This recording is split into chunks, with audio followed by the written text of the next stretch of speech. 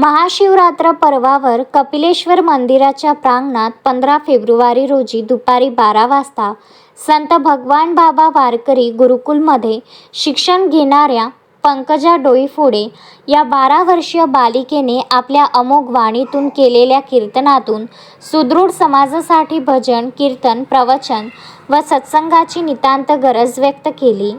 आपल्या कीर्तनातून प्रबोधन करताना पंकजा डोईफोडे हिने आजच्या इंटरनेट युगात सर्व धार्मिक कार्य लोप पावत चालले असून आपल्या हिंदू धर्मातील बहुसंख्य लोक अधोगतीच्या मार्गाला लागले आहेत.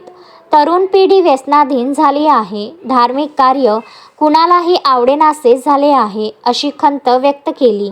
तसेच आपला समाज सुधारला पाहिजे, तो जागा झाला पाहिजे असे सांगून आपली मुलं वाईट वळणाला गेलीत त्याला आपणच जबाबदार आहोत, असे पंकजाताईने कान टोचून यात सुधारणा झाली पाहिजे त्याकरिता प्रत्येकाने भजन, कीर्तन, प्रवचन व सत्संगाला अधिक महत्त्व दिले पाहिजे अशी अपेक्षा व्यक्त केली.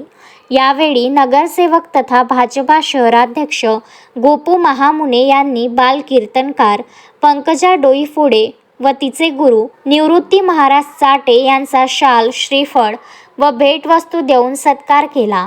कीर्तनाला नंदकुमार जोशी, शारदा सूत खामणकर, पुजारी विकास जोशी, सुरेश आराध्ये यांच्यासह महिला व पुरुष भक्त मंडळी मोठ्या संख्येत उपस्थित होते. संजय घोगरे, विदर्भ न्यूज, माहूर.